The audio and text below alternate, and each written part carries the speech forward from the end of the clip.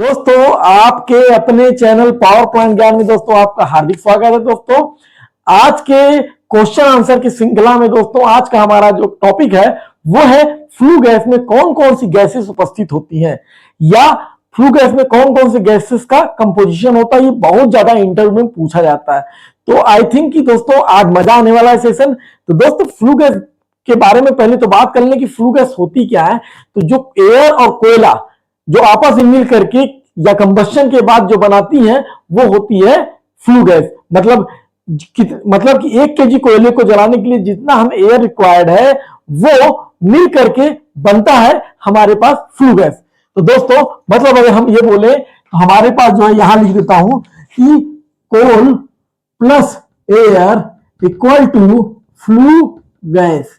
तो दोस्तों flue gas कहीं और से नहीं बनती है। फ्लू गैस के बनने का कारण होता है कोयले को जलाने के जितनी रिक्वायर्ड एयर देते हैं वो दोनों ही जो रहती है मिल करके after combustion flue gas generate करती है। अब दोस्तों वीडियो को ज्यादा लेंथी न करते हुए अब मैं टॉपिक बताता हूं कि फ्लू गैस में कौन कौन सी गैसेस का कंपोजिशन होता है। तो दोस्तों आपके लिए ट्रिक बताता हूं कि जो कोयला होता है, कोयले का जो अल्टीमेट एमिसिस होता है वो होता है नो गैस।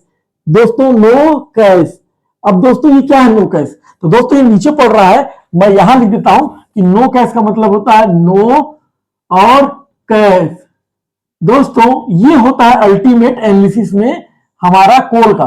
तो दोस्तों नाइट्रोजन भी होता है कोयले में, ऑक्सीजन भी होता है कोयले में, कार्बन भी होता है, एस भी होता है, सल्फर भी होता है और हाइड्रोजन भी होता है। हम केवल अल्टीमेट एनालिसिस की बात कर रहे हैं। तो दोस्तों ये समझ में आ रहा है कि केवल इसमें गैस पार्ट कौन सा नहीं है। केवल जो है अगर मैं एस को निकाल दूं तो सब गैस होंगे। नाइट्रोजन भी अपने आप में गैस है, ऑक्सीजन भी अपने आप में गैस है, कार्बन भी अपने आप में गैस है, हाइड्रोजन भी अपने आप में और सल्फर भी है। तो दोस्तों इन्हीं चीजों से जब हमारा जो चीज जो है कोयला और एयर से मिलकर फ्लू गैस बना है, इसका मतलब इसके अंदर जो है नाइट्रोजन, ऑक्सीजन, कार्बन, सल्फर और हाइड्रोजन, इन्हीं से ही तो मिलकर के गैसेस बनेंगी। तो दोस्तों यहां देखते हैं पहला CO2 होता है। CO2 कैसे दोस्तों? कार्बन जो है ऑक्सीजन मतलब एयर में ऑक्सीजन होता है, जब कार्बन ऑक्सीजन मिलता है कंप्लीट कंबस्शन होता है तो CO2 बनता है, जिसको बोलते हैं कार्बन डाइऑक्साइड। CO2 फार्मूला ये कितनी होती है फ्लू गैस में? 12 से 14% होती है दोस्तों। दूसरा होता है फ्लू गैस में नाइट्रोजन होता है। नाइट्रोजन जो होता है उसको N2 बोलते हैं, क्योंकि जो नाइट्रोजन है वो हमारे एटमॉस्फेयर में क्या होता है एज अ एटम नहीं मिलता है, वो क्या होता है एज अ मॉलिक्यूल मिलता है। मतलब कि क्या होता है कंबाइन की अवस्था मिलता है, तो N2 की फॉर्म में मिलता है, तो उसी बोलते हैं नाइट्रोजन। तो नाइट्रोजन जो होता है एटमॉस्फेयर में 70 से 75 होता है, वो भी हमारे कोल में होता है। तीसरा जो होता है ऑक्सीजन। दोस्तों जैसा कि हमें दिख रहा है कि ऑलरेडी कोयले में ऑक्सीजन होता है, तो जो ऑक्सीजन है एयर से रिएक्ट करके कोयले के साथ वो भी O2 जो है ऑक्सीजन ही बनता है।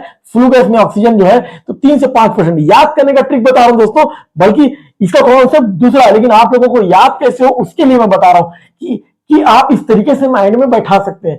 बाकी इसका जो कॉन्सेप्ट है गैसेस का वो डिफरेंट है, तो ऐसा मत सोचिएगा कि मैं केवल इससे आपको जो है कि रिलेशन दे करके यही चीज सही है। दोस्तों केवल आपको ये इसके फॉर्म में कैसे दिख रहा है, याद कैसे करना है, ये बस तरीका बता रहा हूं। अब दोस्तों अगला है CO। CO क्या है? देखिए कार्बन है, तो एक तो कंप्लीट कंबस्शन होता है तो CO2 बनता है, और इनकम्प्लीट कंबस्शन होता है तो कार्बन मोनोऑक्साइड बनता है। मैंने यहां लिख दिया है। और दोस्तों होता है सल्फर। अब कोयले में सल्फर होता है, तो जब ऑक्सीजन से रिएक्ट करेगा तो क्या होगा? सल्फर डाइऑक्साइड बनाएगा या सल्फर ऑक्साइड बनाएगा। तो जो SO2 या SOX है वो भी कोल में ही उपस्थित होगा सल्फर। तो कुल मिला के हम सल्फर से SO2 या SOX बोल सकते हैं। तीसरा होता है नॉक्स। नॉक्स मतलब नाइट्रोजन ऑक्साइड। नाइट्रोजन भी है दोस्तों, जिसको मैंने N2 बताया था। तो जो नाइट्रोजन ऑक्सीजन से रिएक्ट करके क्या होता है नाइट्रोजन ऑक्साइड बनाता है। और ये इसका एक दोस्तों लॉजिक होता है कि जो नॉक्स है वो बनता कैसे है। तो दोस्तों नॉक्स बनने का कारण होता है कि जब हाई टेम्परेचर पे नाइट्रोजन जो है हमारे एयर के अंदर उपस्थित ऑक्सीजन से रिएक्ट करता है तो उस कंडीशन पे नाइट्रोजन ऑक्साइड बनता है। तो नाइट्रोजन ऑक्साइड यानी नॉक्स को बनने के लिए क्या चाहिए? हायर टेम्परेचर चाहिए। जहां ज्यादा टेम्परेचर जनरेट होता है, फर्नेस आउटलेट ज्यादा होता है, वहीं पे क्या होता है नॉक्स क्रिएट होता है। तो दोस्तों ये हो गया नॉक्स। तो अगर कोई पूछे कि नॉक्स को कैसे कंट्रोल किया जाता है तो आपको बताना सिंपल सा ही है कि हम अगर फर्नेस टेम्परेचर कम कर देंगे तो हमारा नॉक्स ऑलरेडी कम हो जाएगा। अगला है दोस्तों H2O। अब दोस्तों सिंपल सी बात है, कोयले में हाइड्रोजन होता है, मॉइस्चर होता है, तो दोस्तों यही जो होता है हाइड्रोजन जो है जो ऑक्सीजन से रिएक्ट करता है तो क्या बनता है? H2O बनता है, जिसको हम वाटर पेपर बोलते हैं। अर्थात फ्यूल के मॉइस्चर से ही जो होता है क्या बनता है, वाटर वेपर बनता है। तो कुल मिलाकर जो है हमने 7 प्रकार की गैसेस पढ़ी, जो है नंबर 1 CO2, दूसरा है N2, तीसरा O2, चौथा है CO, पांचवा है SO2 जिसको सल्फर डाइऑक्साइड बोले, छठवा है नॉक्स और सातवां H2O। तो दोस्तों अगर आप भूल जाए तो आपको क्या रखना है, नो कैश, कैश में से एक हटा दीजिए तो NOCSH बन जाता है। तो दोस्तों यहां पर तो मेरी ये टॉपिक हो गया, लेकिन मैं आपको बता दूं कि एक छोटा सा बात बताना चाहूंगा कि जब भी हमारा गुड कंबशन होता है तो उसमें क्या होता है, गुड कंबशन खासियत क्या होती है, पूछता है कि गुड कंबशन कैसे आइडेंटिफाई करेंगे, अगर कंबशन अच्छा हो रहा है कैसे करेंगे। दोस्तों सबसे बड़ा जरिया है कि हमारा CO2 जो होगा ज्यादा क्रिएट होगा, ज्यादा जनरेट होगा और ऑक्सीजन जो है हमें कम लगेगा। गुड कंबशन में ऑक्सीजन कम होता है और CO2 ज्यादा बनता है, और CO क्या होता है, लगभग जीरो होता है। वैसे हम CO को जीरो नहीं कर देते हैं, लेकिन क्या होता है कि लगभग नेगलेक्ट मान लेते हैं, मतलब CO एकदम जो है मिनिमम की होगा और ऑक्सीजन थोड़ा कम होगा और CO2 ज्यादा बनेगा, उसको गुड कंबशन बोलेंगे। और यदि बैड कंबशन की बात करें तो उसमें जो होगा CO हमारा बढ़ेगा। CO का रेंज क्या है, हमारा जो होता है कि CO अगर जो है 500 से 1000 ppm अगर बढ़ता है तो मतलब समझिए कि इनकम्प्लीट कंबशन हुआ है, ये डेंजर है। और कभी कभी तो CO के हमारे जो एनालाइजर होते हैं उसकी जो सैंपलिंग पॉइंट पर जो CO का रीडिंग आता है उस पर भी बॉयलर की टिपिंग होती है। तो हमको जब भी हमारा CO जहां लगा होता है CO एनालाइजर, वो देखना है रीडिंग कि अगर हमारा CO कंटिन्यू भाग रहा है इसका मतलब हमारा कंबशन सही से नहीं हो रहा है और उस कंडीशन में हमारा CO2 घटेगा। तो मतलब अगर CO बढ़ता है तो CO2 घटता है, उल्टा है दोस्तों। तो दोस्तों ये रहा मेरा कि फ्लू गैस में कौन कौन सी गैसेस होती है। आई थिंक कि आपको बहुत अच्छे से क्लियर होगा।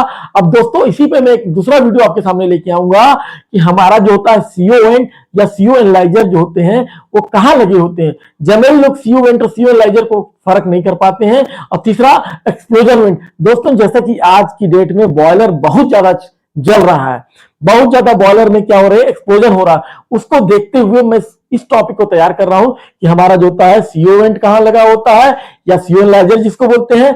दूसरा होता है कि हमारा जो होता है कि आपका जो है कि एक्सप्लोजन वेंट कहां होता है और O2 एनालाइजर। इन तीनों के बारे में एक कंप्लीट वीडियो में बहुत जल्दी लाऊंगा। तब तक के लिए मेरे इस चैनल में बने रहें। Thank you so much.